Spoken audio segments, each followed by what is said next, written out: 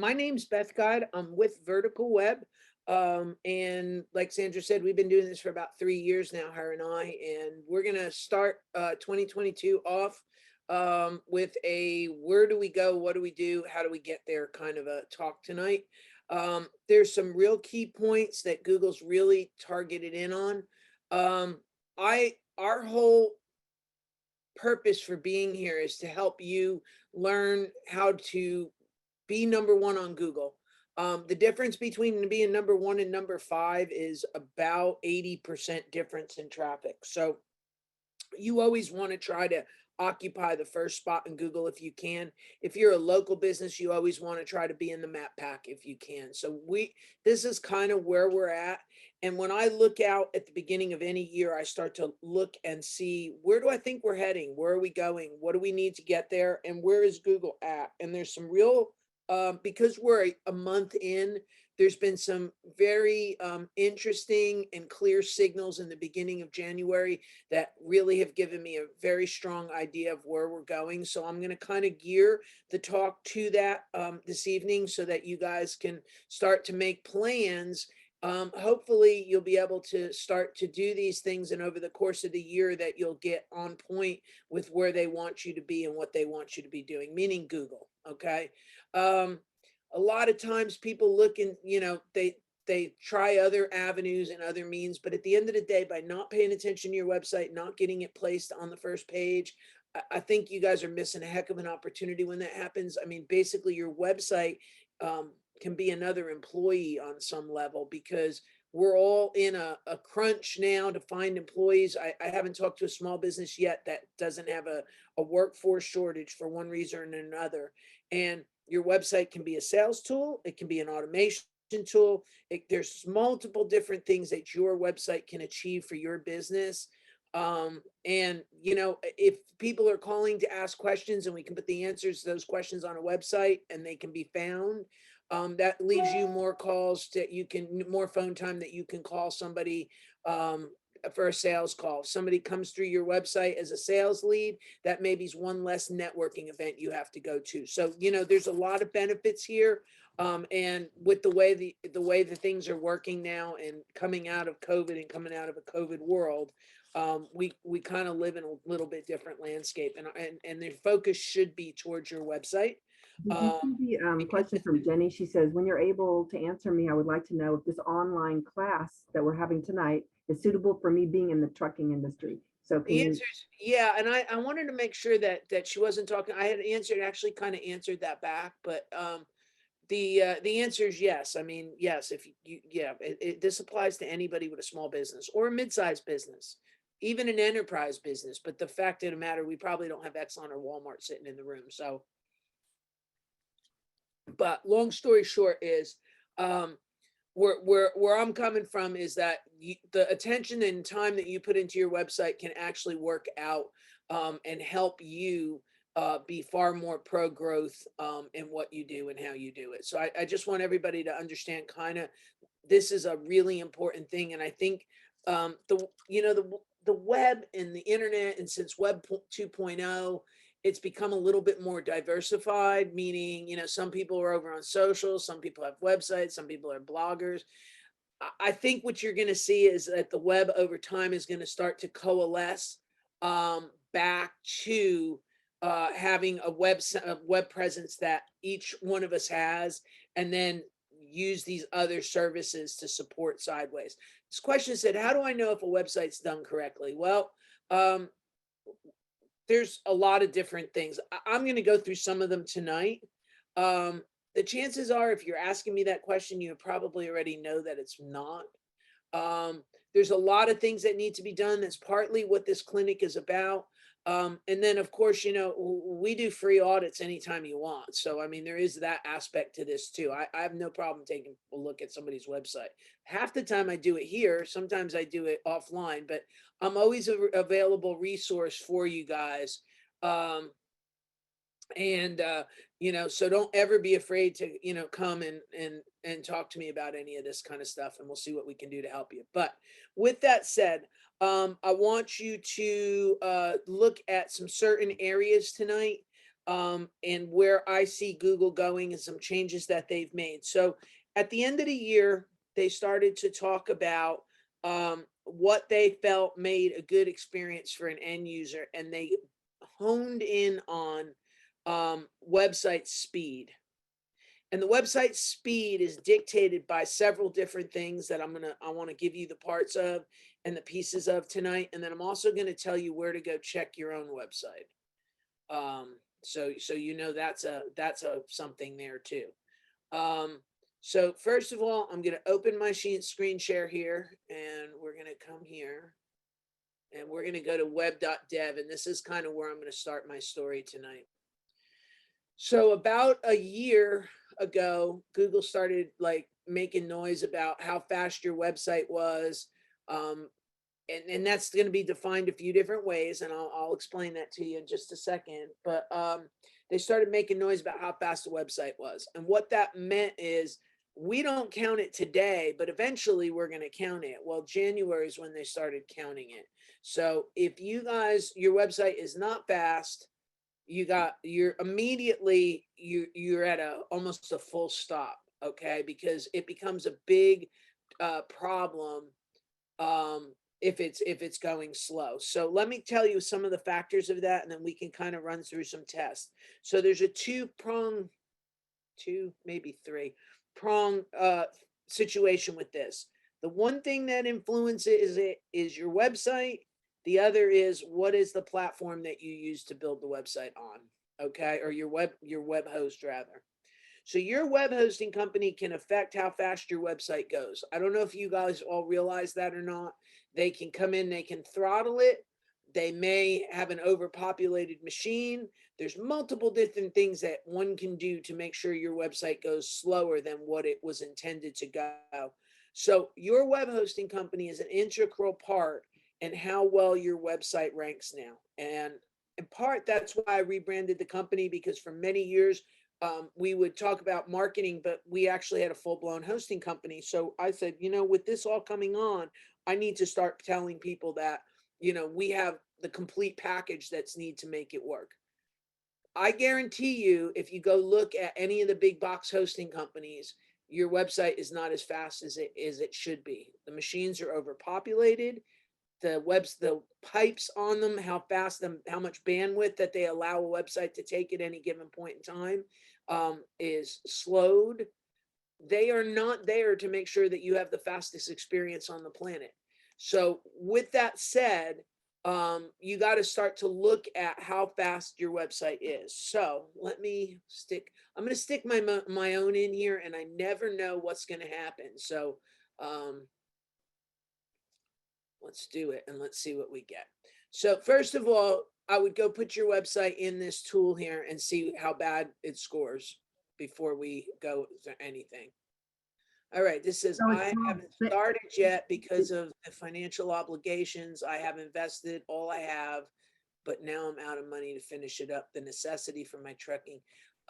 You need to have, if you're asking the question of do you need to have a website, the answer is yes. And it needs to be a priority. Just as much as a trucking license, it needs to be a priority. Now, is there cheap ways to do it? Yes, it would require you to do a lot of that work. And that's okay. I mean, there's nothing to say that. I mean, we've got lots and lots of people running around that do their own. It's partly why I run this clinic. Because if you don't have the money to pay somebody, then you need to know what you're doing. That's what we're here for. That's one of the reasons we run this thing. So another is, if you have a company, do you even know if they're doing a good job or not? So that's a whole second set of problems. Those are two different types of people. But I've got people in here all over, from everything from A to Z going on in here with this. So all right. What's the link? Ahead, You're gonna put the link to that website in web.dev.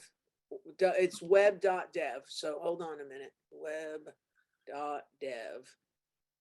Okay. Okay, scroll down. If it says no data found, you see mine says no data found too, but you got to scroll down to the diagnosis and performance issue problems. Okay, so just scroll down. So mine here, this is my site at the moment. And I'm going to leave it on mobile. I'm at a 58. I'm not super happy with 58. I'm not super sad with 58. Okay. I would like it to be a little bit better, but I've been making some changes, and I run a live chat on the front of mine. And because I run that live chat, it tends to slow a lot of things down. So I always have to go in and kind of factor that in my thought process. But what I want to show you is the couple things that your web hosting company affects. One is the time to interact. One is your page speed. Okay. So know that those two numbers are effectively your web hosting company kind of stops and starts some of that. How long does it take for that website to load? Now, if you notice, they're doing it on a 4G slow throttling system here. And so, they're not putting it in an ideal normal situation. They're kind of almost going to the worst case scenario. When you switch to desktop, you'll notice I'm at a 90. And you notice all those numbers turn to green pretty much from the hosting side of it. Okay. So I'm going to kind of go down what each one of these are. So just so you have a 5,000-foot view of it. But if you're not compliant with the page speed and the core vitals, you have a problem. Okay. What I'll tell you is that most hosting companies don't pass this at all. There's very few that can pass it without some interaction. And most hosting plans, especially your $3 and $5 and $9 hosting plans, you're not going to pass this with that level of service. So I have another question here. Are people able to do this with apps as well? Yeah, I was wondering what that was meaning. Like, you mean if you have like a web app that's on your iPhone? That's not what I'm talking. I'm solely talking about a website here. And I don't have a web or know how to get a web to advertise when I actually start working on my truck. Okay. Well, if you hang out long here, you'll start to buy a clue on how do you do all this. It will. Well, we work with everybody from ground up around here. So, and then that's good. So this one just said I did mine and I'm on 60 in performance. Is that good? So the question I have is 60 in performance on mobile or 60 in performance on desktop, because that's a big difference. So we'll see what the answer is, what that comes back to be. So I want to kind of talk about this. All right. Let's see. I didn't answer. So somebody else said, please, what is the website to check the performance of my website? It's web.dev. I'm putting it in the chat. So web, W-E-B, .dev. That's the actual website address.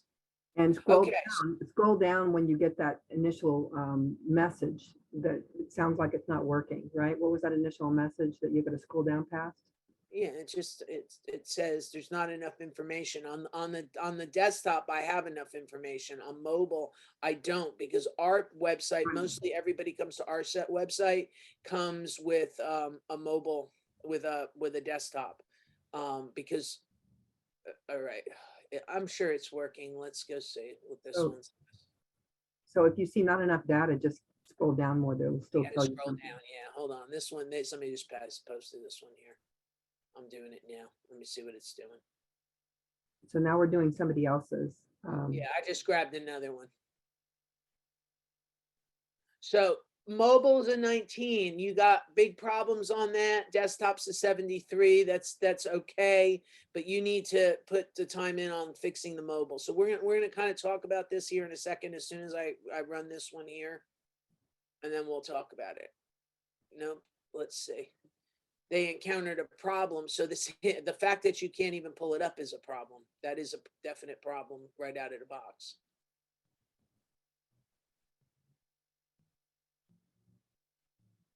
Okay. It's because your web address is not www. Let's go back and see if that works. Selena put hers in. You can try that if you like. No, what I don't want to do is spend the whole night running everybody's website. I really kind of want everybody to do their own. Okay. And we'll do this. Hold on. Let me see if this fixes it.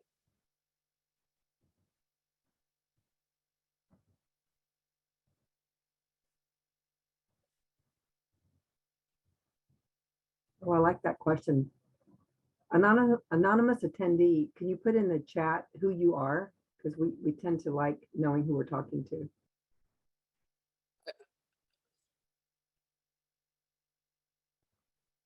All right, that the anonymous attendee person, I'll come back to that. Okay, guys, I want to kind of stay on point here a second because that question's a little off point. I'll answer that. Okay. There's a problem with this website, okay? Meaning the one that just gave me. What I want everybody to do is put their own websites in, okay? And then it'll give you an answer. If you want to put your scores here, I can kind of evaluate it real quick. But there's something wrong with this particular website. And I'll have to troubleshoot it beyond. I don't want to sit here and troubleshoot a website. If you have a 70 on mobile, you're doing really good. 100 on desktop, great job. That's to Selena Rosetta. So she did a good job with hers. Okay, so wait, we're going fast here. So let me see. This said, The anonymous question is for Jennifer, from Jennifer. So we'll handle that later, though, as you said. yeah, let's not. All right, so hold on. Apparently, there's one more than mine was about the cookies. Anna has a good one too. 87 on mobile and 99 on desktop. Yeah, that's another good one. But then you see this one's I got a 32 on mobile. All right, so and then 74 on mobile. So you know the thing is, and it depends on like right now. I know my site's getting hammered just because you all are here, so I have some of that going on. So I know that's a problem. But at the end of the day, you want to try to be, 70, 80 on your mobile if you can be, and then you should be 90 plus on desktop. And if you're not, there's several problems there. So first thing I'm going to say is what is the size of your images? So they'll go, and I'm going to, let me kind of put mine back in here. And I'll show you. So there is images on your website, and depending on how big you make them, depends on how bad or how good you score. We're you got to go through this, and this time I got a 61, so I'm moving back up in the world. So it looks to see how long it takes your web server to respond. It looks to see what is the size of your images. If it's going slow, you may need to put a cache on it. So those are all parts and functions from a web hosting angle. Okay. On stuff that passed, and I'm going to move to the stuff that passed here for a second. Okay. You'll see that my images are properly sized. You see that the images are 4 and 5 kilobytes. They're not big and bulky. They're not. If your image is over 50 kilobytes, you need to rethink that image. And I am saying kilobytes. I am not saying megabytes. I am saying kilobytes. All right, and that's an important thing to know about. Each one of these, even things like if you're running a video, there's scripting that you have to put over the top of a video so that video loads, it shows and loads better. 50 KB, yeah, 56 KB. I'm really giving you the right number when I say that. Everything should load in very quickly. All your images should be, 50, 60K. When they start to get bigger than that, that's a lot. All right. So Jenny, you should have a website. It's not how your business should fit in. It is the question is, I'm trying to find out how my business fits here. Okay. This is about, you should have a website. You need to make a website. And then once you make a website, what we're now talking about, how do we make that website work for the business? Okay. So the reason you fit in here is because every small business should have a website. Okay. And that's like pretty much period, mic drop. Everybody should have a website. You shouldn't be using your HAR. You shouldn't be using Facebook. You shouldn't be using Instagram to have your basic web presence. You need to have it. You need to own it. And that's just the right way to do it. So, okay, this is not how to make a website class. We do have classes for that. Okay. And we do have classes that oversee that. So just learn what we're talking about tonight so you don't make the mistakes when it comes time to build one. All right. And that should get you. See, okay. So that'll get you to where you're in good shape. Okay. So everybody needs to test their website, see how fast it is. All right. It needs to load fast. Yeah. See, 53 on mobile is respectable. 87 on desktop. I'd like to see it a little bit faster, but overall, those kind of numbers are okay. Sometimes I walk up on a website and the website is, scoring an 8 or a 13 or something along those lines. So the thing is, the next part of this is, so you have your web hosting company and they affect it. Your platform also affects it. So what I mean when I say that is, are you using WordPress? And if so, are you using it efficiently? If you're using Wix, Weebly, Squarespace, web.com, all those other things, those are not good for other reasons. They may score well on the speed test, but they're not good for a whole bunch of other reasons that we can talk about. Okay. But understand, just from a pure speed, yeah, see, this one's here is 22. From a pure speed standpoint, you may need to make sure that your files are loading, that time to first byte is low. How long does it take to load in, that you're not using a bloated theme, that you're not putting things together wrong. And this is the tool that they're using. So when you come here and you put this in, and if you're in the red, you know that your website is now being penalized, because it is not fast enough. All right. Ideally, they just started counting desktop. For me, that's a good thing because we are mostly desktop centered people. I don't, a lot of mobile web searches now are about 50-50, but when it comes from the hosting end, they're still mostly done from a laptop or a desktop. So my desktop version for me is more important than a mobile version. Now, Monica just asked a really good question. She said, I'm wondering what platform all these are scoring on. It's interesting because it's a process of getting my website done by card setters. Okay, I don't know. Is card setters building it in WordPress? Because if they're not, then that right there is a problem in and of itself. Okay. And what she's saying is a platform. Is she saying, are you using WordPress? Are you using Wix? Are you using Shopify? What are you using? Not who is your hosting company. All right. So understand what is under the hood that makes the website run, not where are you and what are you doing? Okay. So with WordPress, okay, the WordPress part of this becomes a much more important aspect of it. You need some things on there that make sure that you have a nice lean theme, that you don't have a lot of bloat, which is where I see the problem with most people that have WordPress websites, is that they put a lot of plugins in and it really starts to bloat it out. And frankly, mine's starting to get that way. So I need to actually drop back. I had one of my staff do something to this website today. So it took a little bit of a hit. So I'm going to need to go back now and go see what they did and how do I undo it, because it needs to be fast. It must stay fast. So as long as you're using WordPress, I'm going to tell you that WP Rocket is a really big way to help you to get and meet these core vitals. If you're using WP Rocket, great for you. It's pretty easy to use. It's easy to configure, and it doesn't make a lot of issues. I need to see what the largest colorful paint is. So on mine, one of the things it's saying is I have a really big element somewhere, and I'm gonna have to go look for it because it's saying the largest image I have. I must have a really big image that got stuck up there again that I didn't know about. It may have been the blog post today. Your numbers are good. GoDaddy has other problems. There are problems within GoDaddy. I have had websites that I've taken off their server and simply put on one of my servers, and the website went up by 30% just simply by moving it. So there can be a lot of problems with them. And they're very interesting because they're good until they're not, and then they're a problem, and then they're a nightmare. So there is that. It says, I've been told that so my numbers are pretty good. Is the SEO problem more?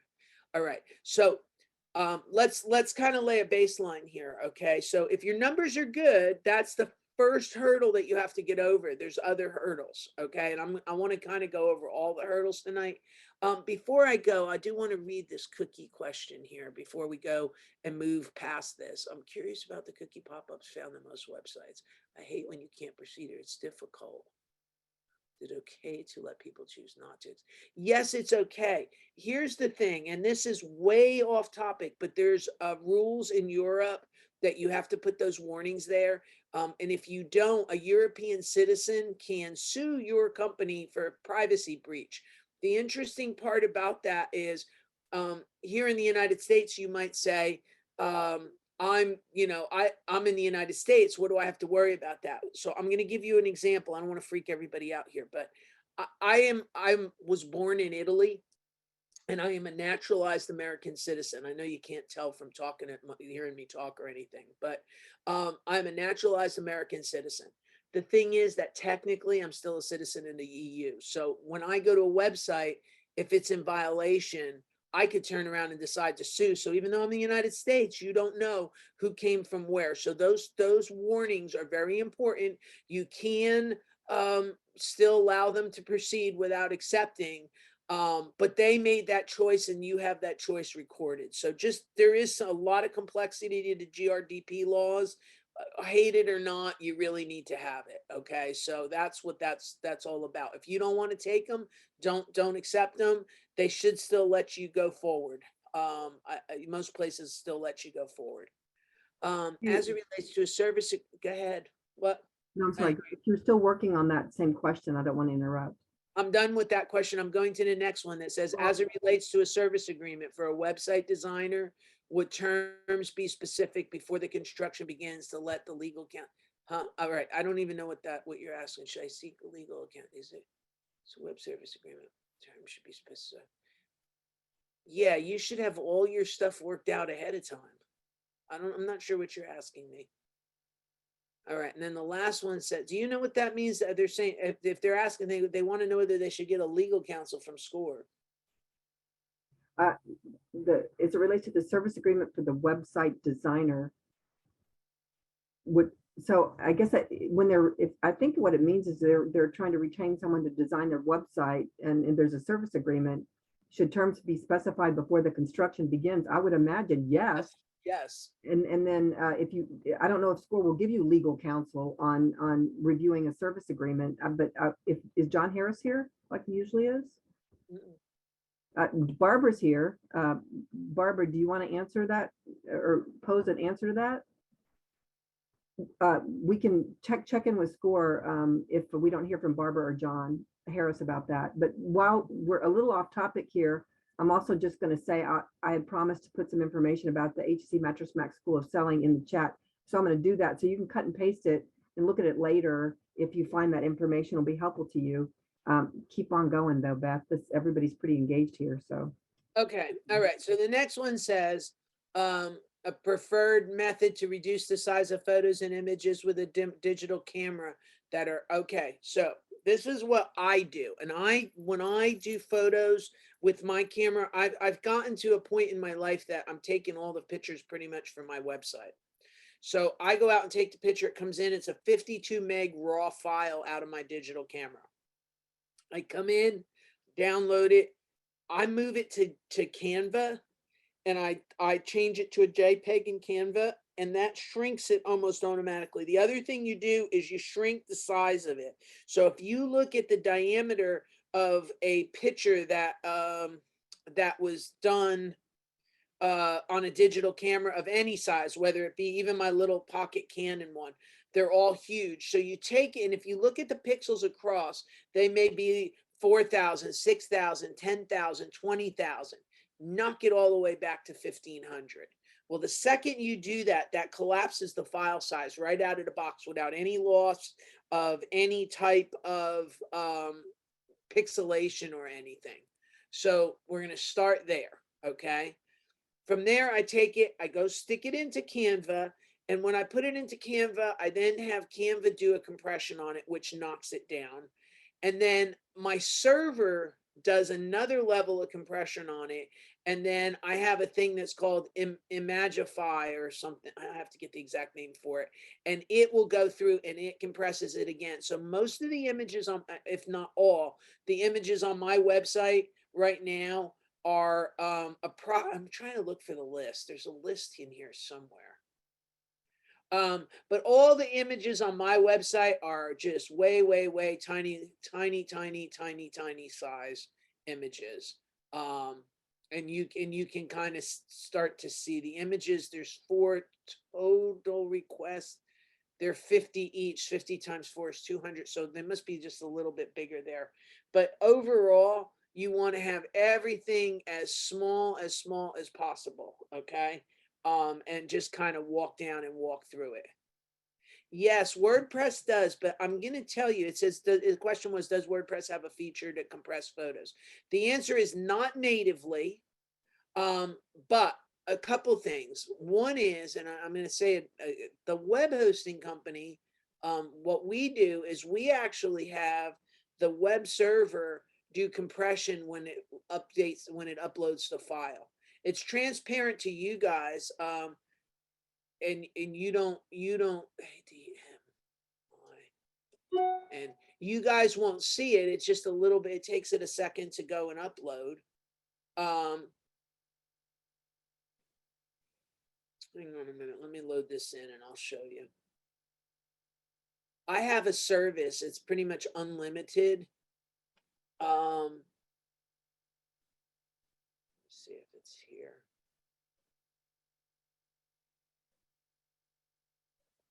Let's do it from here. This is the back end of my WordPress blogs.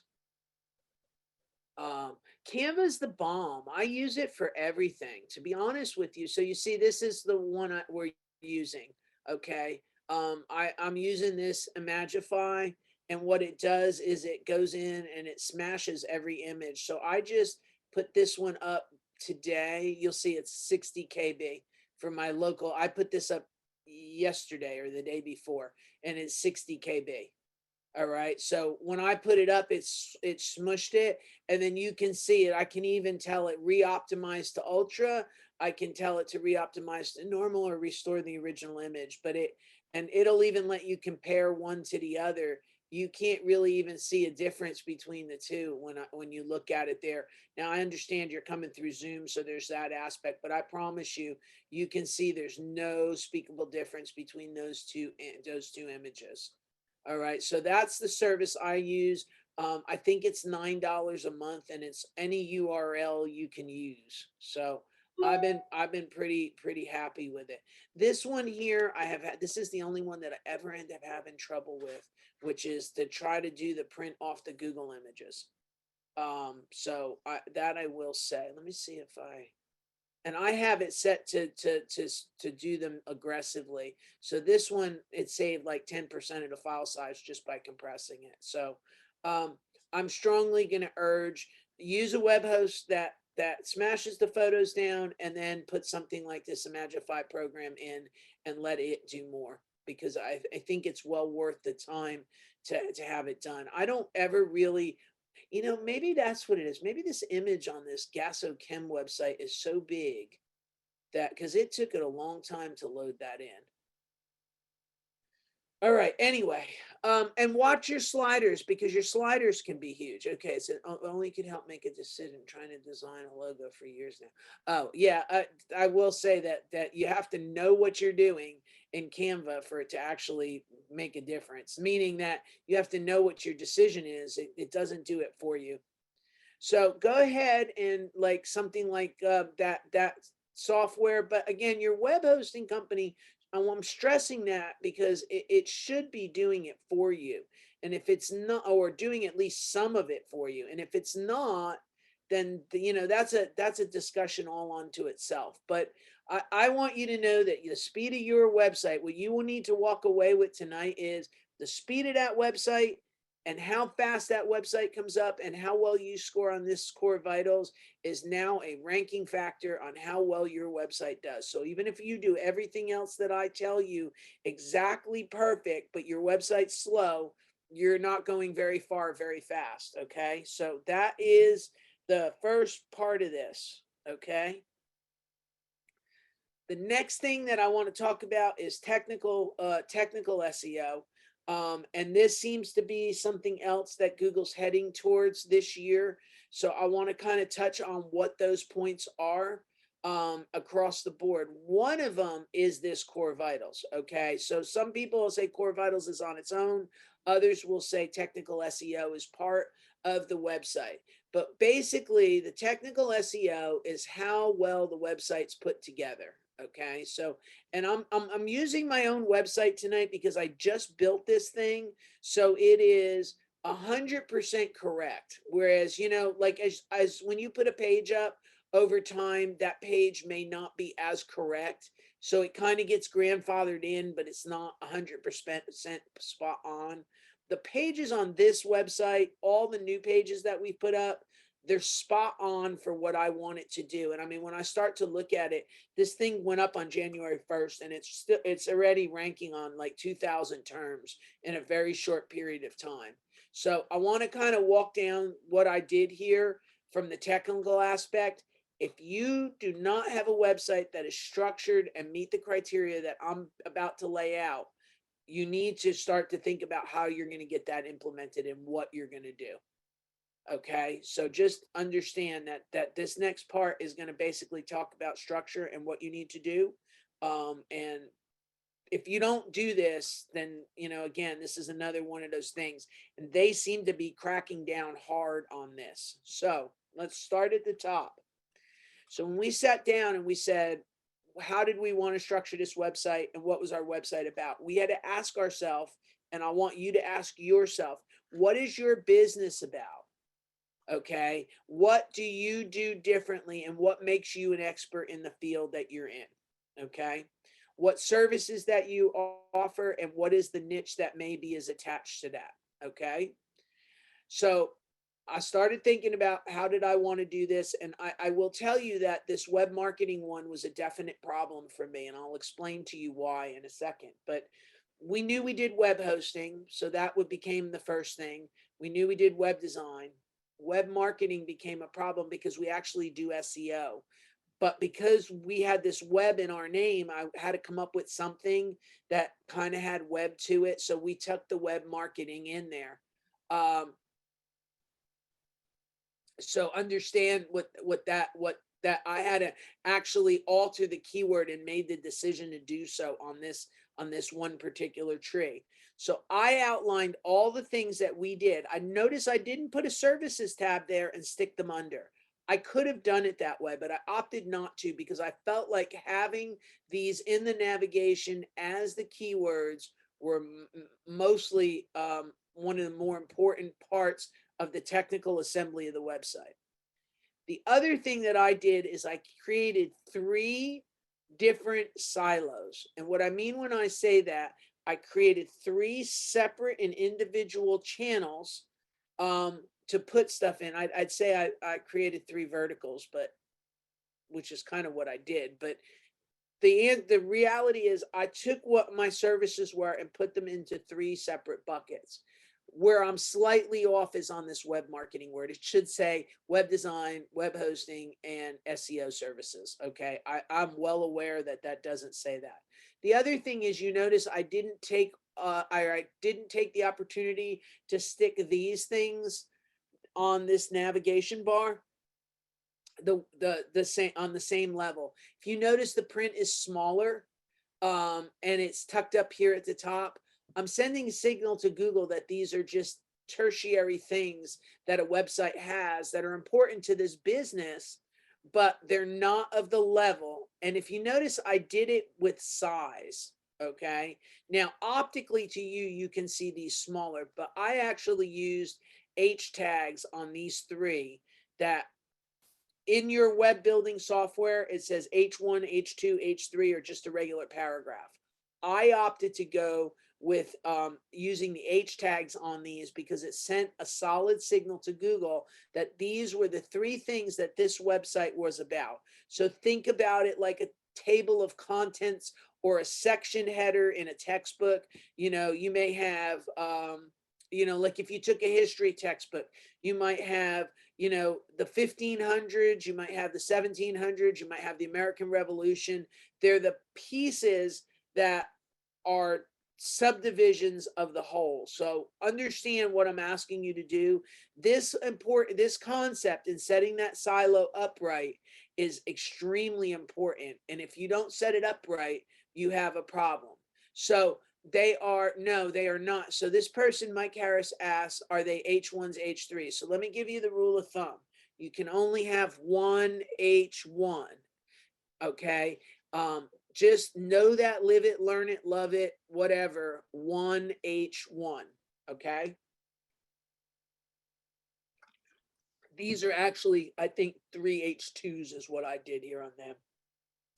And I carried that consistently through the page. All right. So understand, somebody said, what is an H tag? So when you look in your web editing software, let me open this in a new window.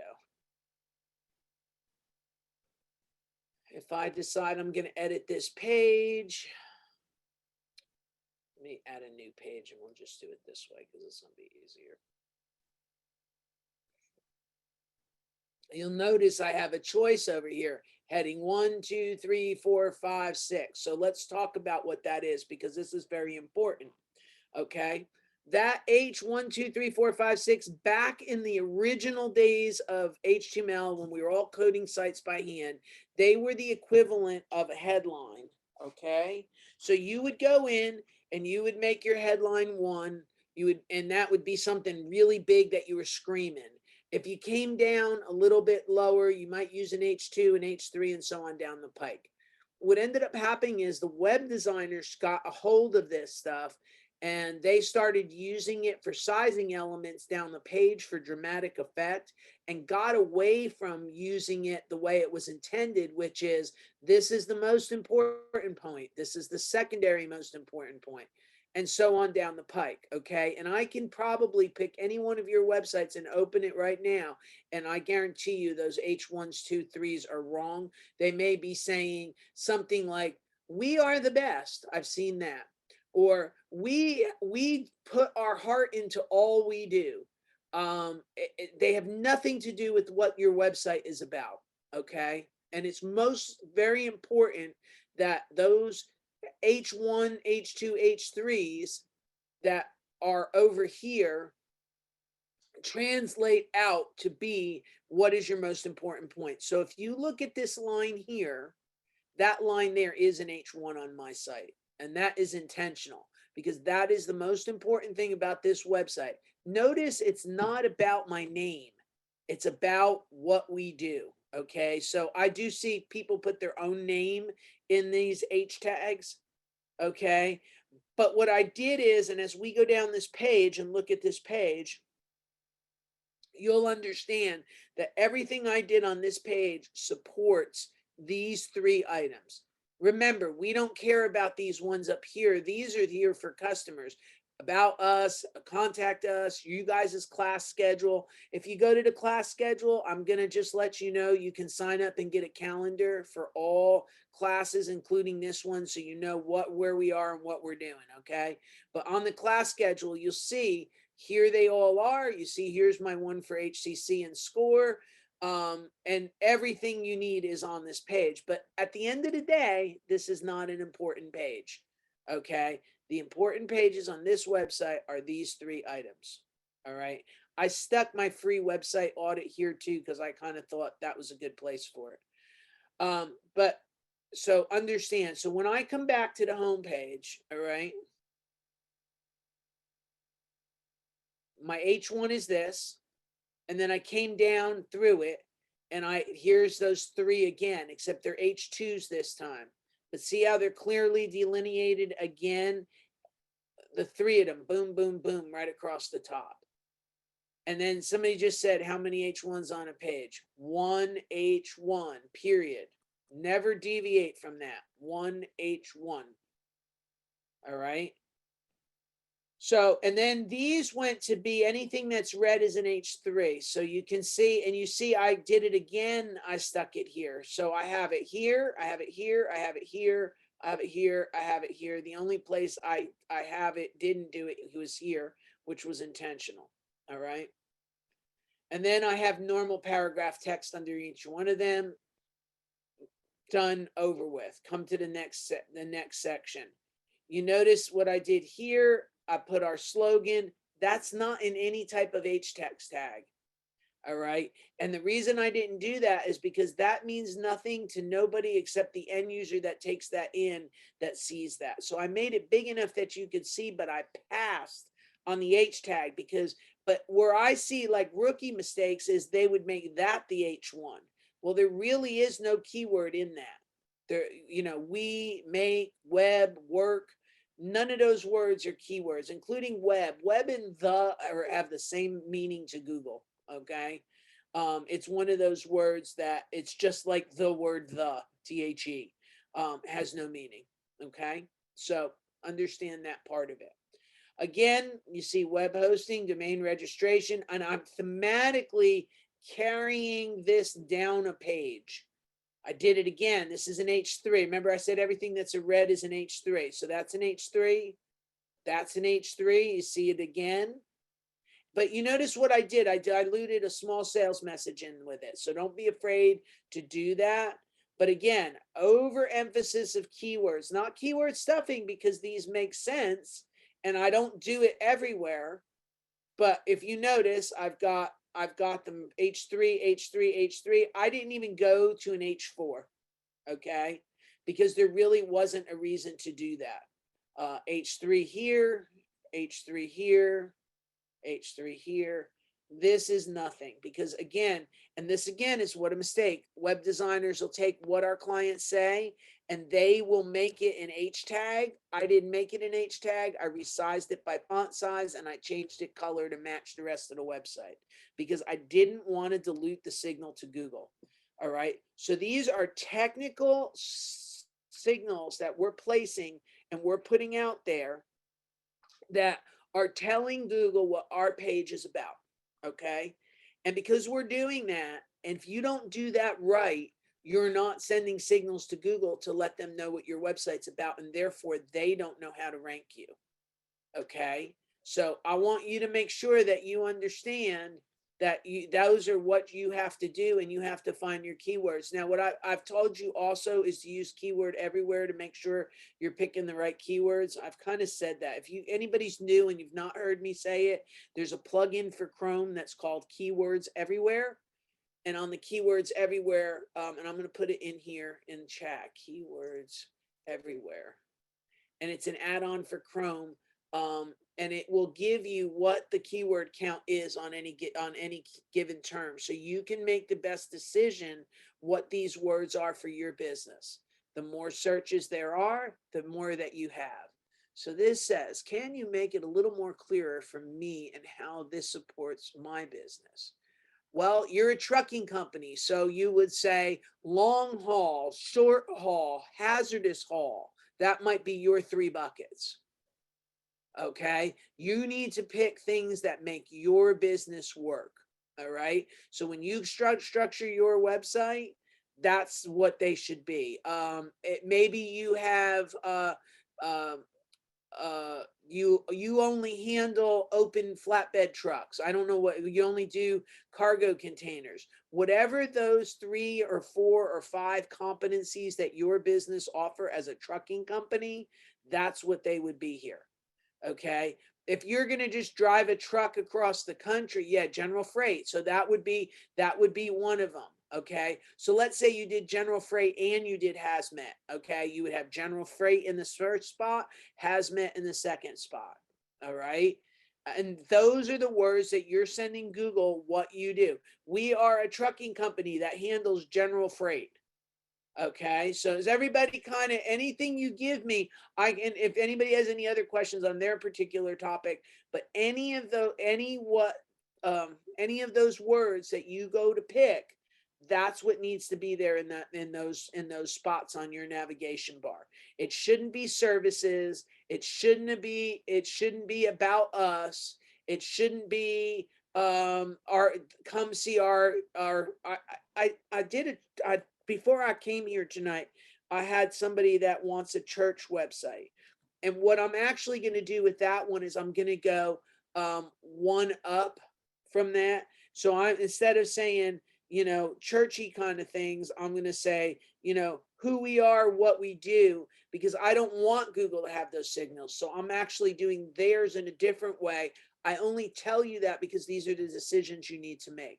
But please do not ever put a website together that says home, about us, services, contact, blog, because every person in America that does that does nothing to distill out to Google what you do. This question says, I have an IT website. I'm opening an e-commerce business model. Can I add pages to my existing website? Yes. And this is a great question on a few levels. Okay. The you don't want to, okay. You don't want to have more than one website, never ever. What I will tell you is that this vertical web is a combination of what my hosting company was and what my marketing company was. And I took the two of them and I put them together. And the reason why is together they are stronger and I only have to maintain one website. When I had to maintain two websites, I did not have the rankings that this website has.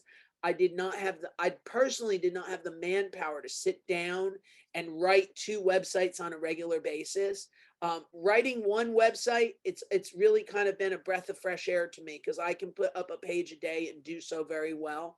I just put up a page that says, what's the difference between and I actually stuck it way down here and I'll show you where I put it. I didn't, it's not here. It went away. Oh, no, here it is. I just put a page up that said, what's the difference between a web designer and a web developer? And I actually stuck it in the footer of the website because I want to rank on web designer and web developer. So that's why it's down there. But I actually put together a whole big page that delineates the differences. And again, keeping all the mindset of all the stuff we just talked about, right? So this one is web designer and web developer. Those are the two words. You notice there's an H1 there. H1 here. Actually, this is an H2 here. H2 here. I actually made the entire thing into a question because those are the words and the things that Google ranks. So if I did this, do my job right, what I may end up with is Google taking what does a web designer do and put it in those questions. The people also ask questions. So when you do a search, and people type colloquial now, they do voice search, so what does a web designer do?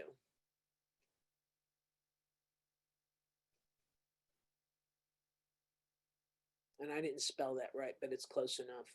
All right. If you notice, what do web designers do? What kind of skills do you need to be a web designer? What does a web designer, what's a good career? All right. So there's where we kind of want to be. We want to be there. I'm also going to put up a page that said, should I hire a web designer or a web developer? I'm going to put a page up like that because that's another question people ask. I'm thinking about what do people ask to put them back. So this question says, how do I find out what buzzwords to use for your business? So this is where I was saying keywords everywhere. Let me see how to do this. Let me just close out of this window and we'll open this window. Make sure it's turned on. Make sure it's turned on. Okay, so hang on, Window's coming.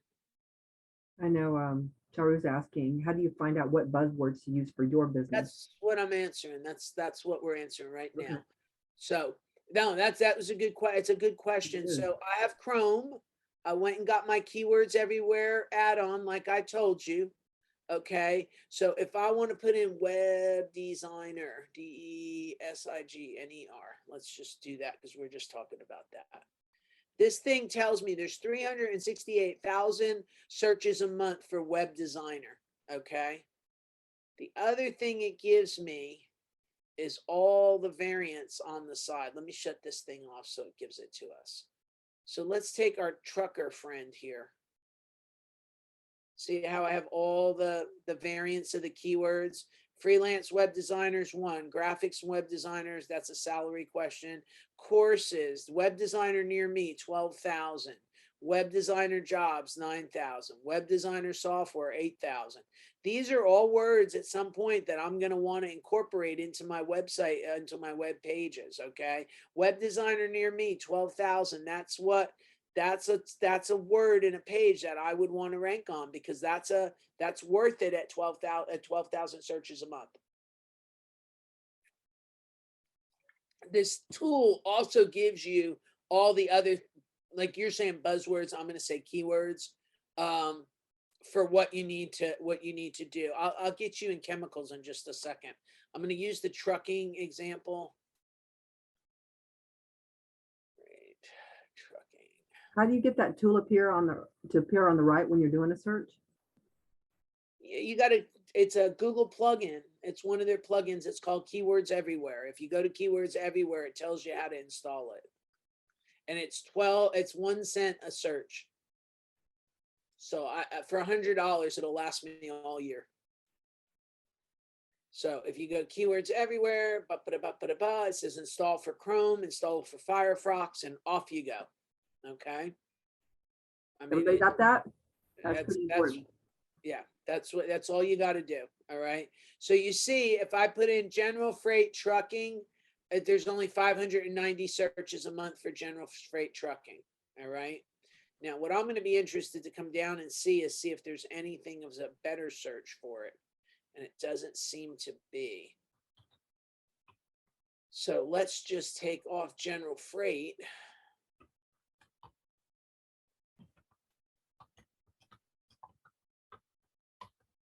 And let's go with trucking company. Now, how I got trucking company is Google put trucking companies right here for me. All right. So you see how I did that? And now they came up and it said for trucking companies, there's 74,000 searches a month for trucking companies. So I want to make sure that I use trucking company on that trucking company website. Okay. And then it gives me other ones, trucking company near me, trucking company in the United States, trucking companies with an IES on the end of it. It gives me a whole bunch of options here. The other thing it did, and I don't know where that just came from. It gave me here. If I go in trucking, it gave me also, people also searched. It gives me some ideas of competitors that I can go look at their websites to see what keywords they're ranking on. I understand that you're not JB Hunt, but at the end of the day, you and JB Hunt would want to rank on the same keywords. All right. So, okay, so let's kind of come up. You guys asked a bunch of questions as I ran through this. So let's kind of come back up. Ask questions, Sandra.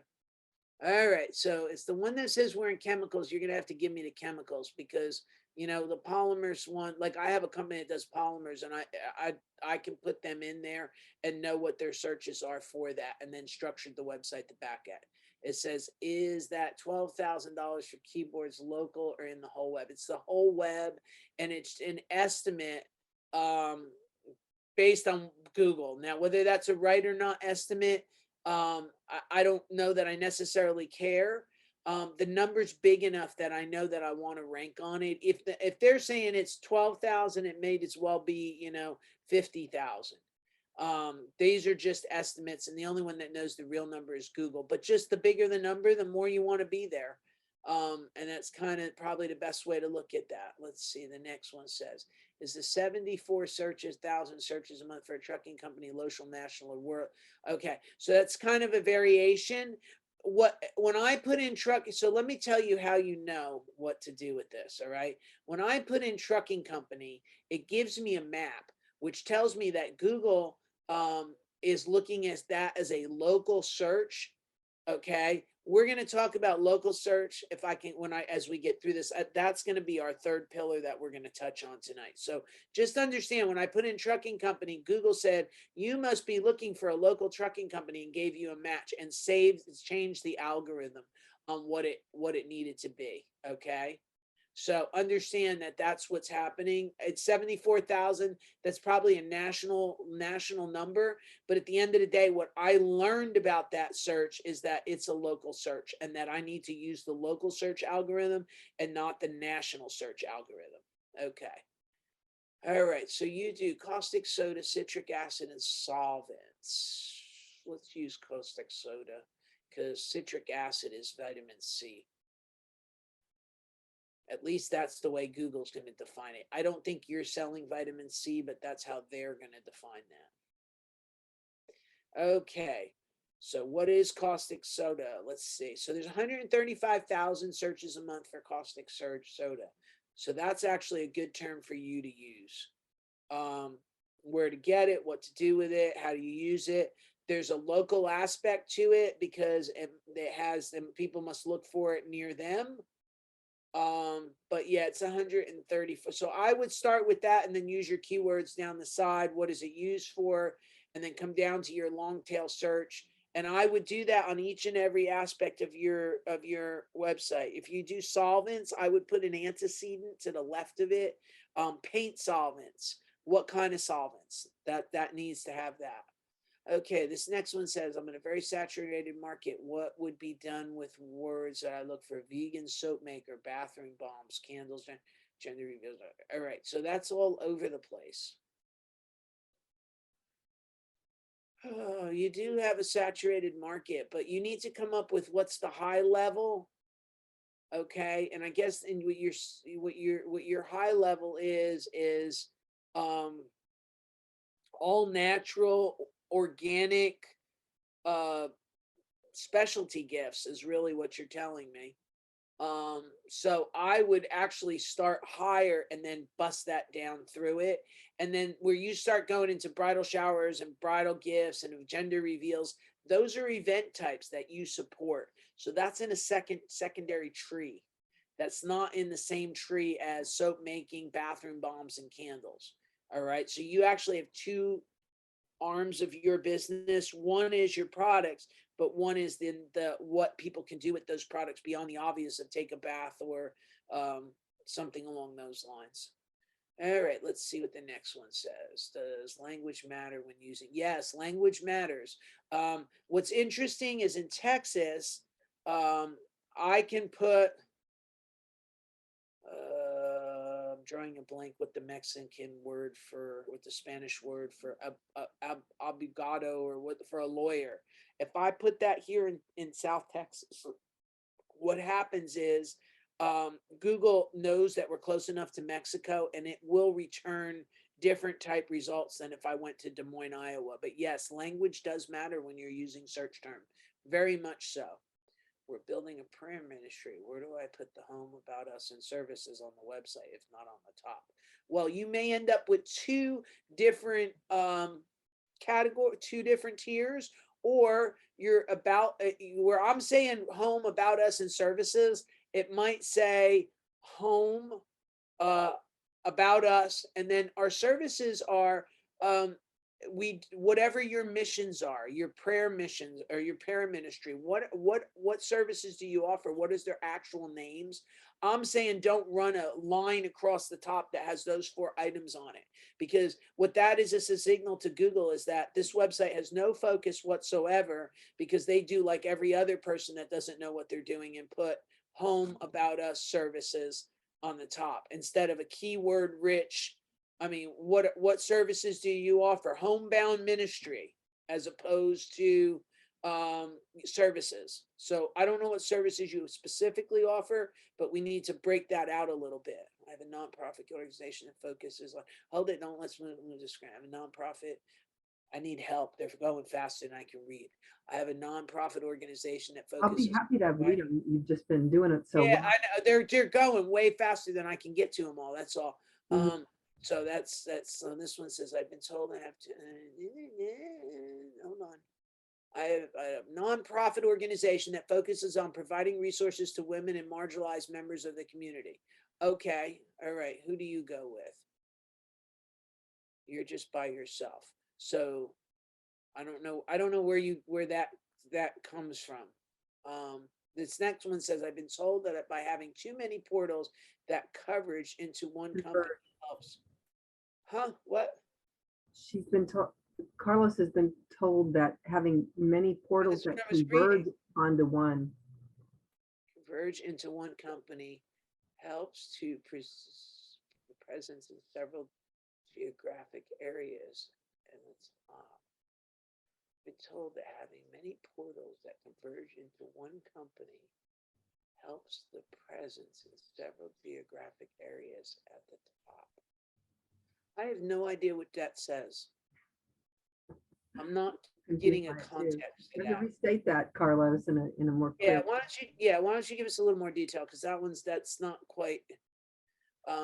So does events, outreach, and volunteer? Yes, that works much better. So events, outreach, and volunteer works much better than services. Okay, and then it says, how do you know that you're using national versus local results? When I put a search in, the second a map comes out, that tells me it's local, period, end of story. Okay, that map is your signal that you're dealing with local. If there's no map, you're not dealing local, you're dealing national. Okay, so let's see. We got a few more down here under the Q&A. Let's see Wait, what when you're doing a search, how do you change it so that you're looking national versus local? you don't change it. Google decides. They decide what to do? They decide whether you're looking local or not. So like taking this caustic soda example, okay, I would have thought caustic soda was like, no, apparently I can go to buy it in a Walmart. So what they did is they said, you can buy this in Walmart. So therefore, somebody looking for caustic soda must be looking to go buy it somewhere local. So if you have the locator turned on your phone, then Google is going to tend to give you what's happening close to you, right? And if you don't have a locator turned on your phone, it's just going to assume you're searching national. Nope. It's gonna give you where it thinks you are. If they went through in 2013 and defined every word in the English language by what they think that word means and what you're searching for. And my best example that I've ever come up with is the word painter. Okay, so if I say to you, Sandra, what is a painter? And you've heard me give this example before. What is a painter? What is it?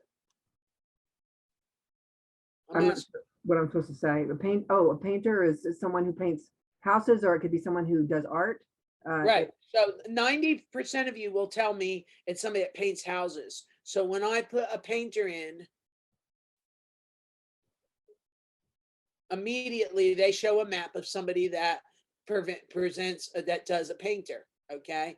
The thing is that if you look over here, people also look for a clip art studio and art ranging, art clubs, and that a painter may not necessarily be somebody that paints a house, but they're assuming with about 90% certainty that the second you put in painter, you're looking for somebody to come paint your house.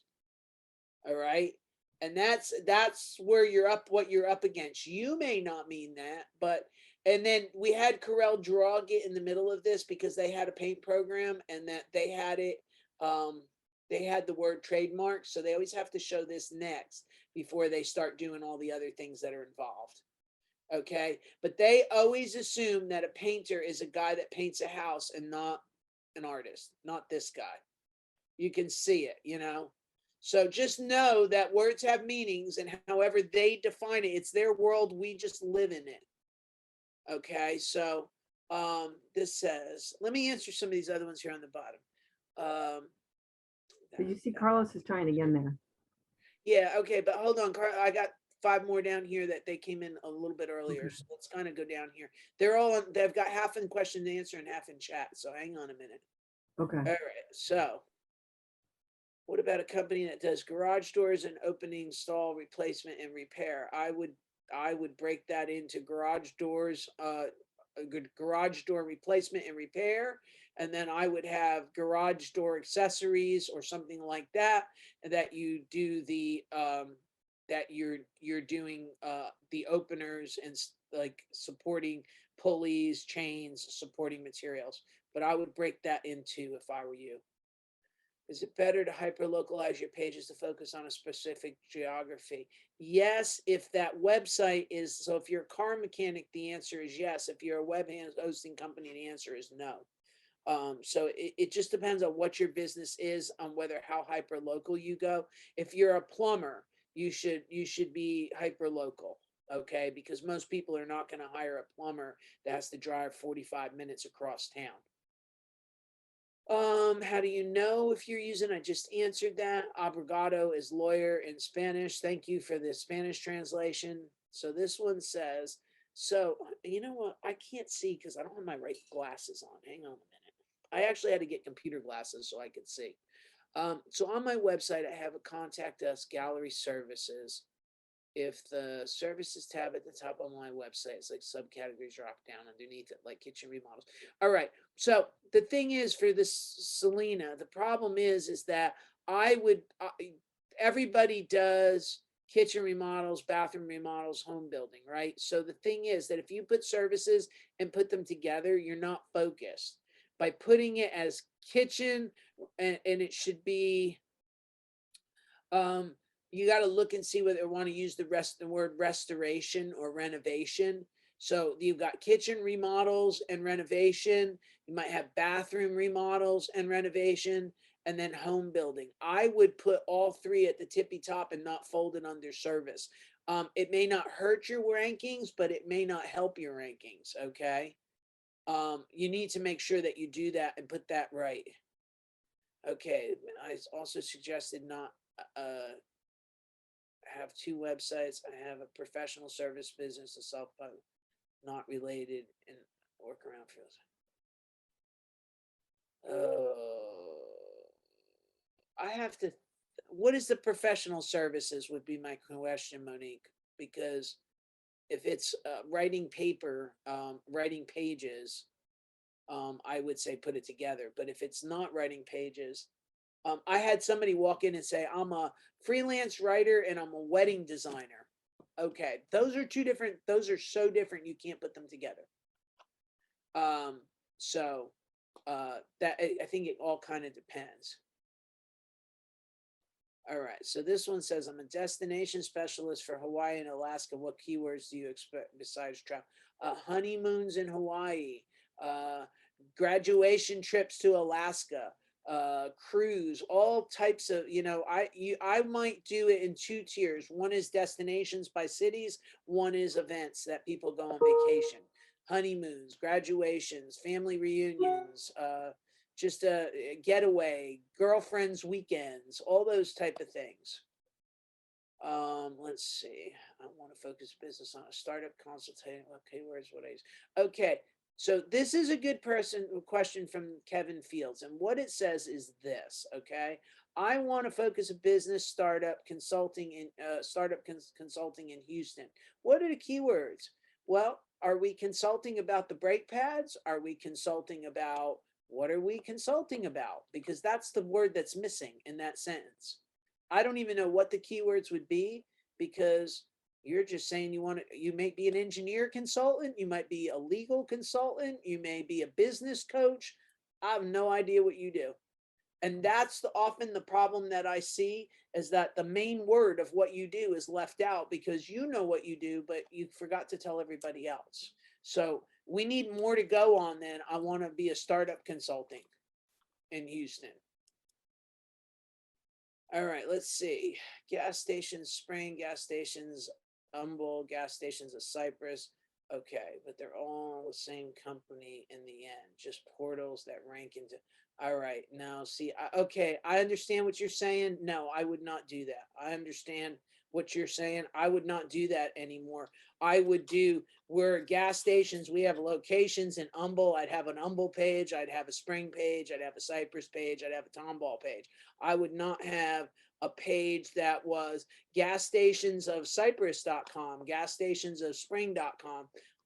That's really against Google guidelines now. And if they catch you, they could just ban the entire shooting match. So I would not really go down that road. Okay, let's see. I want to be of size business. Keywords trending analysis tool relevant to an e-commerce platform like Amazon. Yes and no. Amazon has its own statistics, but it could be used as a guideline. So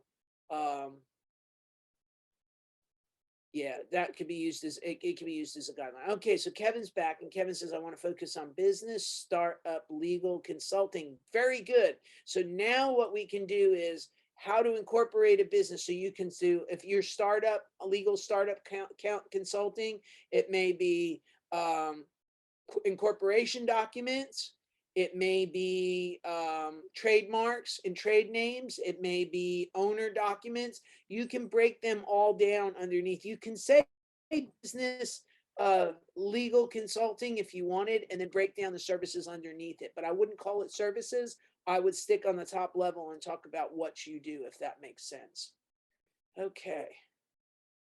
Let's see. So services is just too common, is that correct? Yeah, and I mean, I see it done on bigger websites, and I mean, yeah, you can do it, but the thing is,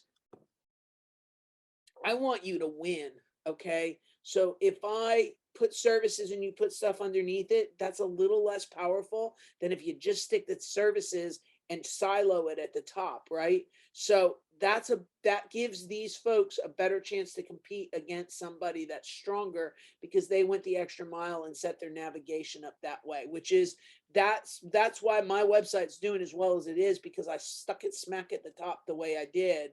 So it gave me, it just went shoomp and ran right to the top. So, okay, let's see. So Monique's back. She says she does consulting. I don't know what kind of consulting. Project management, cyber, and training. Okay, so what's the book about? I mean, is it a romance novel or is it about consulting, project management, cyber, or training?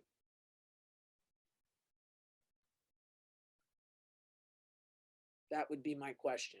So we'll see what that answer comes back on. All right, let's see.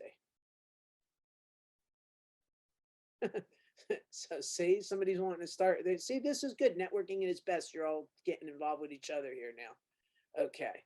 And this says, I'm a business planner and a financial consultant. While I am good, I'm still learning amazing stuff here. Okay, that's good. That's good. I'm glad you're learning. That's awesome. Okay, so let's go back to, we kind of got off on a local tirade and I really was not there yet, but let's come back to local here. Okay, so when I start to come down here, I've now picked my words. I've now done everything. I've used my H1, H2, H3s. I've made bulleted lists within my pages. I've made a top 10, a delineation here because this is also a bulleted list. I put all my technical elements into my page. The one thing that I didn't tell you to do, and I didn't do it on this one, so we're going to have to go back to the home page because I still have to fix this page. If you notice, I also went through and took other keywords and pointed them into the website as well. So if you look at the SEO services, it should go, oh, no, it went to a page it can't find. So I'm going to have to go fix that one. So I have an error right here, broken link right here. Okay, so I'm going to have to fix that. Okay. But I went through and I actually highlighted keywords and linked them into the website and linked them to pages within the website. That's also an important thing. Now, when I used to originally teach this, I would show, I would do it and we would say do it 5 times per page and we would give a formula. Unfortunately, it's not really formulaic anymore. So you're gonna have to kind of use your judgment. If you look, this SEO services are going to the SEO services page, I believe, I hope. Yep. Okay. And if you look, these have some of the similar attributes of the stuff that we just talked about: local, national, everything is done in H1s, H2s all the way through so that this flows through with Google. Okay. So I need you to make sure that when you set your page up, that you're using keywords throughout it, that you have gone through, you're using anchor text. Last but not least, the biggest mistake I see that everybody makes is this one. It's my most favorite mistake because I just have to shake my head at it. So when you come at this very, We're very supposed to be top, seeing the search. oh, you're not on the same, I don't have the right window. I'm dumb, Right. dumb, dumb. Sorry about that. I'm glad you said that. I don't have the right window. Okay, so here's my most favorite mistake. This right here is a title tag. And forevermore, when I have a bunch of people that don't know what they're doing, they have the word home there because it's the home page. Okay. What you need to do is you need to put an actual title tag. So, like mine, expert SEO services, Houston web designer agency, Houston SEO web hosting. Okay. I have that in there. It's a perfect title tag for what you do. Notice I didn't say the words vertical web. Okay. And the reason I didn't say that is because this is for Google's benefit. So when they list me in their search ranking listings, this is what they're using to find it. And if you look at what I put here, everything I do is supported down this page. Okay. So all these words that are in these H1, H2, H3 tags, I got them in a sentence that sort of makes sense up here in a title tag. Okay. And any of these pages that you look at Can you have read that similar sentence? Because attributes. it's kind of far away on our screen. All right. Well, that part I can't figure out how to fix that. So let me show you where that. Can you read it out loud so we know what it says? I did. Hold on. It says Houston Web Design. Oh, this one says Houston Web Design, best web designer company, Houston Web Development. Okay. So they're just what they need to say on whatever. So you can put your title tag here. Okay. Or you can come down if you're using a tool, you can actually put the title tag here. Okay. In the How do you make the title tag? What? How do you make the title tags? You have to type it. Well, I think she's asking it as how do you make it? Are you asking how do I make it, or where do I put it, or how do I create it? Because those are three different things. I'm showing where do you put it. That's what I'm doing. That's what this is. That's what this page is. So I will go here and I can either pull it from up here on the top and I put it up here on the top. And let's kind of go to that web design page.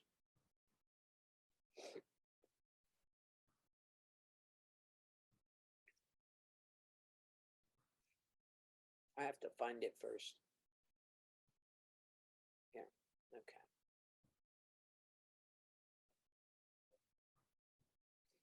Right. And the person that says homepage should be named for the primary function is what we do. Yes. The answer is yes. Always yes. Okay. So you see what it is. You should be able to see that now, right? Houston Web Design Company, best website. You can see that matches what's up here in that window. You see that? And should it always include your location, like she's asking? I put it here on this one because yeah, but the thing is, it depends. Okay. I put it in Houston because I want to rank on web design Houston. If I wanted to rank on web design Lancaster, Pennsylvania, I might put that. Or if I wanted to go for the whole enchilada and go for web design national, I might not put any location on it. So you have to kind of decide what you want to do. I decided to structure this in a way that they will pick out web design company on its own. So I tucked the Houston on the front of it so that we made sure that I picked up the local Houston market because we actually have people all over the country. So if you see, and then you see it's here, you see it's here again, Houston, it's in this tool. If I wanted to edit it here, see, I can put it here and type it in here as well. And the other thing I did is I also made the URL match the search term. So it's Web Design Houston. So I'm doing all these things to put this together so that they understand what I'm doing and why I'm doing it. Okay, so we got more questions rolling in here. This one says, now that you're going to make me laugh because I remember a horrible experience I went through when I had my old website. Let's say I paid a lot of money a long time to have a website built. I will tell you when the guy finishes the site looked like it was from the 1990s. Yeah, see, that's the problem. It's 1990s calling. They want that. I see that happen quite a bit. Bad web designers that don't really know what they're doing. Okay, so this one says, if you have two different locations as a general craft contractor, how should I have two general locations? I'm doing different city, confused, hyperlocal. No, okay, so this one here, look at.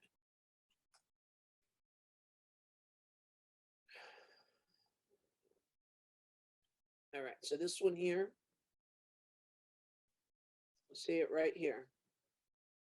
We have it for New Mexico. We service Albuquerque, La Cruz, blah, blah, blah, blah. Then I've got it here. So I did it that way. And then if you come down, I actually have them all here on the footer. And then we actually have a locations page that actually lays them out and puts them out there. So I'm okay to put 5 locations on one website as long as I bring them and put them underneath what I need to do. Okay. So this is an example of a company that does 2 things. They do roofing and they do some facility stuff. So we did, instead of doing roof repairs, roof maintenance, blah, blah, blah, we actually truncated it to roof services and facility services. We had to, based on their business model. Okay. So just so you understand, but yeah, I localize these pages here. And even up here, you can see it. When you look at the title tag on this, it says commercial roofing contractors, residential roofing repair services for Albuquerque, Los Cruces, Carlsbad, and Santa Fe. And we left off Santa Fe because this thing is struggling between Santa Fe, New Mexico, Santa Fe, Texas, and Santa Fe, California. For some reason, I guess Google doesn't understand this, the state of New Mexico, because we're finding a lot of crossovers in that. And this one actually had El Paso. So you're saying, well, we had 2 different states. We actually had El Paso at one point too. They just stopped doing El Paso. So that came off, and we actually changed it and then added the New Mexico's up there, trying to help it understand that it was not Santa Fe, California, or Santa Fe, Texas.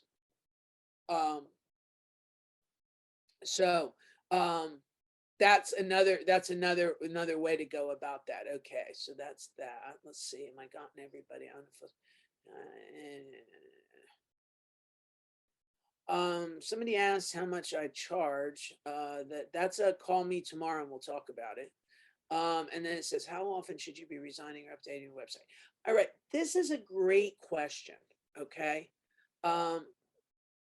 It really is a really good question. And I am kind of kicking myself a little bit on a few things, because even I make mistakes.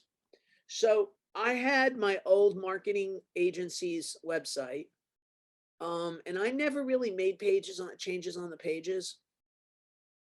And they would rank, let's say, anywhere between the first page and the third page on some really high-end terms.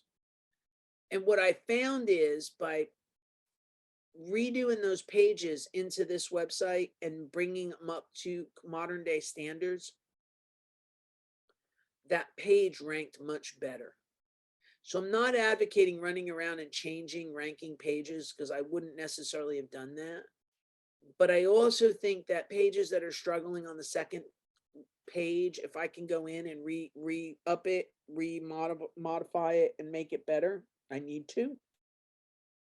The other thing I see a lot of discussion about, and I kind of have been weighing this out in my head, is blog posts. That sometimes you have a blog post that's out there that has that if I could refresh the page, it would make the page stronger. And I'm going to say you can kind of do some of those things. I wouldn't go and do whole site web redesigns on a regular basis. And I would make sure that you stay current in your design and how things are done, and stuff along those lines. I definitely would say that for sure. But I wouldn't run around. I wouldn't not do it. I used to say, if it ranks, don't touch it.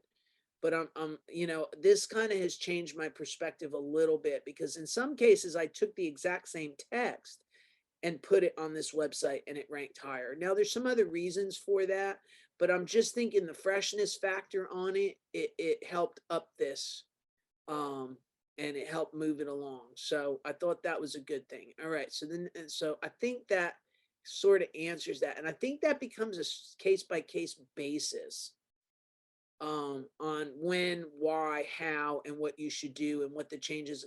I mean, if you have a page that was number 1 and it falls to number 20, then by all means, we need to go look at that page and get that page fixed. So understand that part of it too. Let me see. I want to just mark some of these done because we have so many of them. The insurance agency, you have property and casualty and life and health. And under life and health, it should be, home, auto, any of your fire products. And under life and health, you should have life, mostly life insurance type products, and then any health insurance products you have. I've always divided web, insurance agencies that way. If they have both sets of lines, if they only did P&C, then I would do auto and then fire. So just I'd have to look at your situation. To the person that says that, Monique, you were saying, I would make two websites out of spiritual matters and then cyber training, because there's no earth that those two things coexist on. So that would be the exception to the rule of having two websites. All right, let's see. Sandra, how am I doing on these questions? You're doing great. It's hard to jump in. You're handling them so well. Oh, they're coming at me so darn fast. We have 20 minutes to go. So, Oh, and I don't know if I even got so well. All right, well, let's get the rest of these questions answered and see where we are on time. okay. All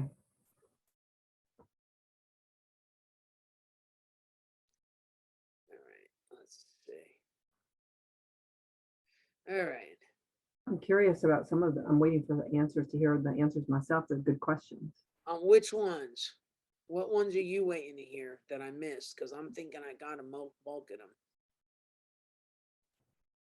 Hold on a second. Let me find it again.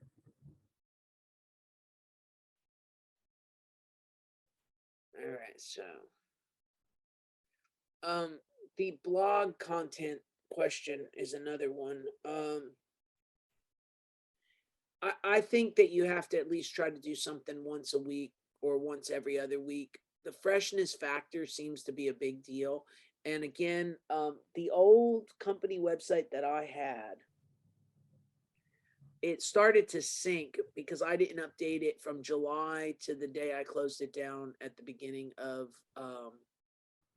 January. And I think that freshness factor or lack thereof started to really kill the website. And I think anybody that's committed to having a successful website, it's just something that you have to do.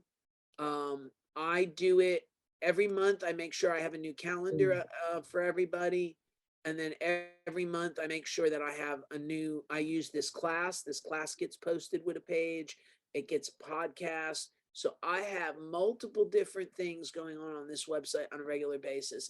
And the more I do it, the higher our ranking goes. So I'm going to tell you that I think that you need to do it on as much of a regular basis as you possibly can.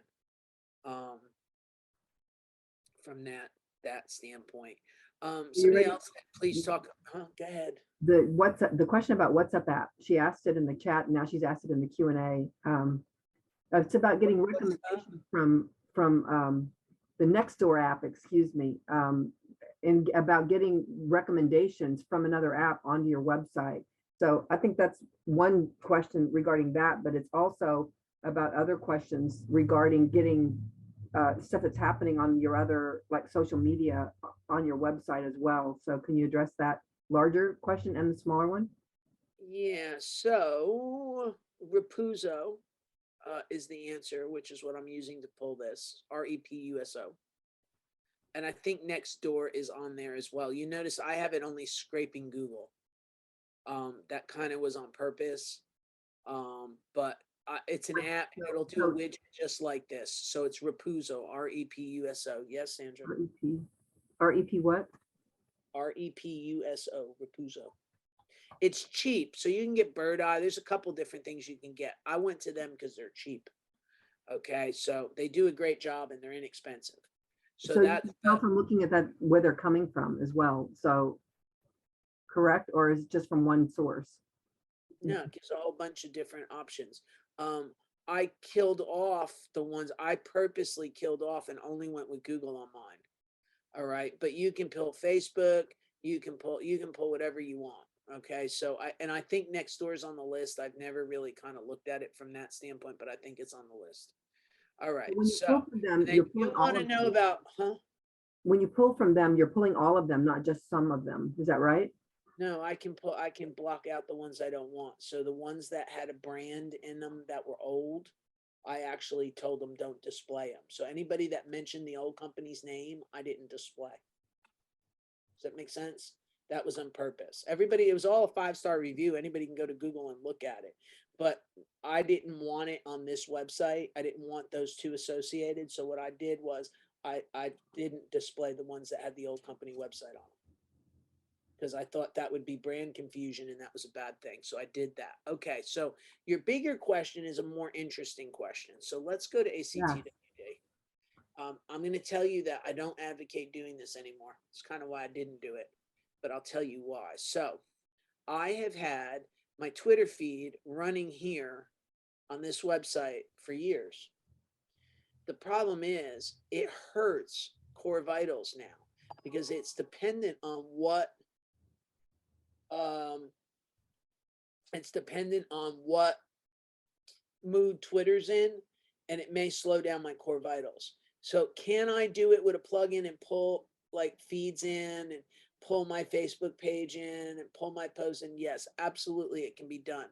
I don't recommend doing it anymore because the penalty, and I'll show you, this site is not optimized. I did not do any optimization to this website at all.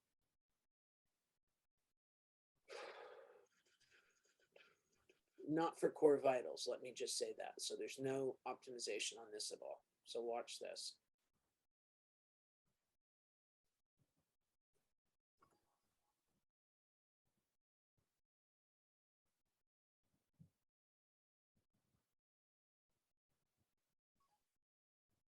All right, so it's going to take it a while because of how bad it is. So hold on a minute. And we need Jeopardy music. Anybody have Jeopardy music they can play in the meantime? You know, I'd sing, but it'd be so far off key it wouldn't work. Okay. The Jeopardy song takes 30 seconds.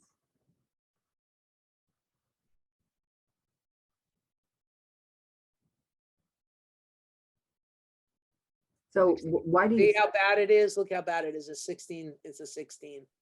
because mean, because you just had Twitter there, you had multiple like I've got multiple things. So you see, I have the pull in on the side here. That's the social plugin. I've got that. It's got to make that query. I've got the thing over here from. I've got the Twitter feed over here. I'd not optimized. I've got this gigantic Google map that hurts.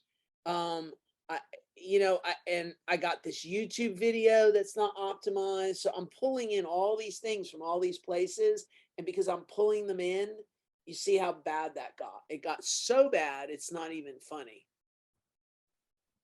So that means you shouldn't gather up all the input from all your different social media on your website anymore. I don't.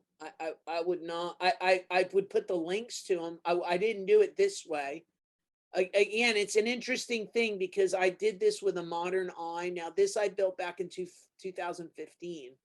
You see the social media icons are here. They're there, but they're not pulling, counting. It doesn't say how many people voted for, because that slows the site down. And I'd rather, and it's an amalgamation, but look at these numbers: 17 seconds to load the site, 5,000 on the blocking time because it's got to pull from all these third parties all over the place. You just can't do it anymore. So I would say, if you must do it, that's one thing, but you're not going to find me advocating doing it anymore. I used to think it was great to pull it through. I'm one right now. And in fact, frankly, that Raposo feed, I had to do some work on to even get it to not slow it down too much. If I look at what's wrong with slowing down right this second on this website, the Raposo feed is a problem. The live chat is a problem. Okay. And this Google map is a problem. If I took those three things off, this thing would move way up. But I made intentional decisions. But I'll tell you, if it gets to the point where this map is making that much of a problem, it's coming off. Because if I get penalized for a slow website because of this map, it's out of there. because this map is pulling directly off Google the way it is now. See, it's a live map. It's not just a picture of a map. But if that starts making a problem, it's out of here. If Rapuzo starts making a problem, I'm going to end up getting rid of it too. But for right now, it seems to be okay. I have no choice on the live chat. I have to keep it because we have too many people that come through and use it as an instant messenger window to ask me questions. So they know that I usually see that when it comes through, that Charlie or I see it. So people use that as a way to just come talk to us all day long. So that would be my opinion. So You just have Carla to was make, just ask a question right about that. Is there a way to keep those social media updates to happen only at midnight per se? no, because it's got to pull it every single time. That's a live, it's a live scraper. So no, I mean, I guess you could write a custom script to do it that way. That's a whole lot of extra effort for no reason. You know, that's the way I look at it. It's not worth, it's not worth putting a Twitter feed anymore on a page. Anything that I want to say on Twitter is now on this blog anyway. If Charlotte, huh? I'm sorry, go ahead. I was going to say, if you look, I've got the blog plugged to the homepage. By the way, the play buttons for the podcast are also making a little bit of trouble, but it just is what it is. I can't get rid of them. But yeah, so I mean, it's just you have to make determinations of what it's worth. And I'm okay in the 60s with everything that I've going on, and I have everything that I'm pulling here. So, Right. and then pulling it from third parties. Okay, so this one says, I have employed a web design service that built my website and currently host it. The company adds additional services for the price of a blog, social media, networking, SEO. How would Vertical Web perform an audit or adjust other things a company, blah, blah, blah. Okay. It says effort, increase the traffic to the website without hosting it. Well, a couple different pieces on that. We probably need to have that offline. But the end result is that if you want to host it somewhere else, I mean, we always allow that, and we don't ever say you must do this. But what I will tell you is I have a website right now that the website is failing so miserably. They can't move it. There's a lot of political reasons we can't move it.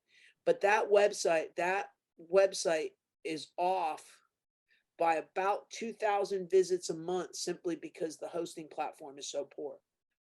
They know it. We've made a decision not to move it.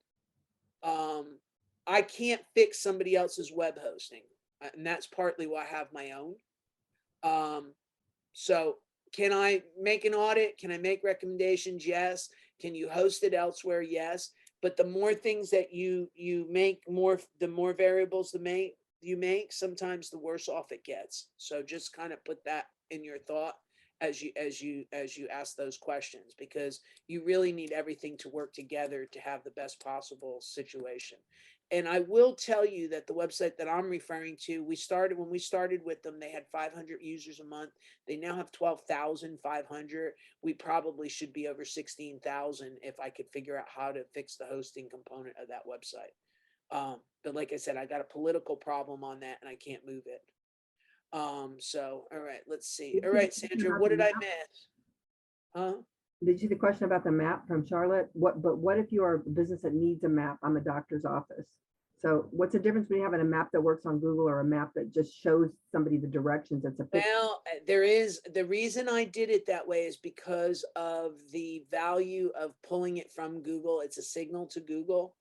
But if they're going to penalize me for their map speed, and it becomes a problem between map speed and a penalty and having an image, I'd rather go with the image. So those are decisions that you have to make based on what the circumstances are that you're looking at. Everybody's circumstances are different. I'm going to give you an analogy, and if any of you have children, you'll understand this a little bit. But websites are like children, that they're all children. There's all a base set of things that you can do, but based on their personality, you have to deal with them differently. Okay. And websites are the same. I can come here and say, blah, blah, blah about something.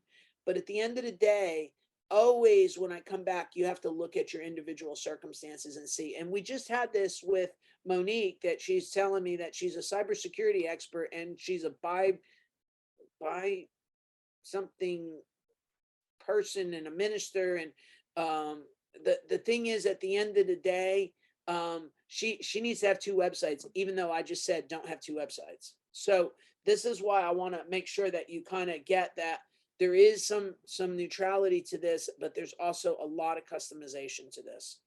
Okay, so are backlinks outdated? No, backlinks are probably the most important thing you can do, but I would not come into a rookie class and start talking about backlinks, because it's also the best way to shoot yourself in the head if you don't know what you're doing. So, or shoot yourself in the foot, or whatever other body part you want to name. So I don't really know that I wanna get involved with links, but links are uber important. So there's that. Okay, 5-minute warning. What else we got? All right, how can we block all negative bot traffic, everything excluding Google and other search engine crawlers? Well, you could get a better security plugin for sure.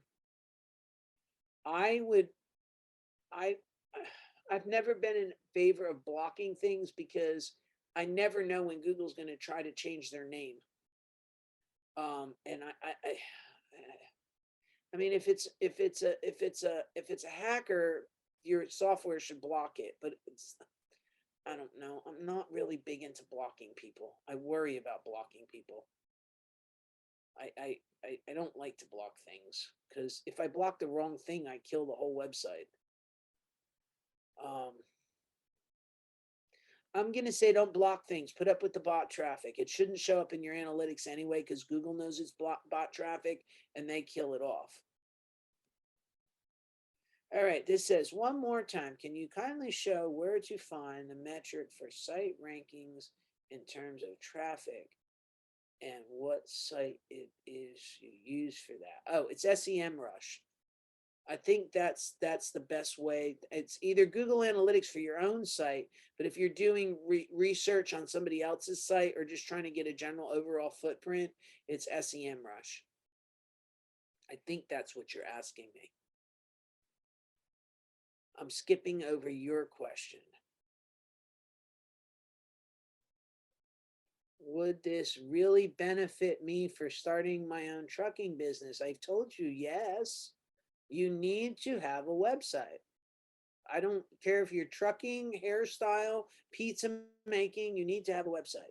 So, but let me help, maybe this will help her further. Okay. There's complex websites like this where you're really working on search engine optimization. And then there's other people who start a website on some of those other places that you've talked about, where they're already referring people to it, and it's kind of a digital, portfolio.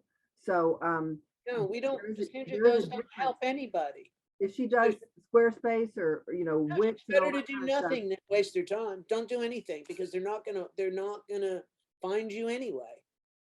You know that. You've heard me say it enough times. Yes, I know. So what I'm trying to help her understand is everybody needs a website these days, because if you don't have a website, people will think you don't have a valid business. Right. And there's two different kinds of websites. The kind that Beth teaches about is the kind where people are going to find you when they're searching on Google. Now, other people create websites using some of these other simpler places to set up websites, and it works for a while for them, because it doesn't work at all. It doesn't. I want you to understand, it doesn't work. It doesn't work for a while. It doesn't work at all. The only thing it is I can put an address on a business card. That's it. Yeah, so just so I don't want them to think, oh, I can go get Squarespace and I'm going to go be on Google. You're not going to be on Google with a Squarespace website. Not happening. Does that make sense? Yeah, somebody's talking about a hobby. People think you have a hobby rather than a real business if you're too simple with your website.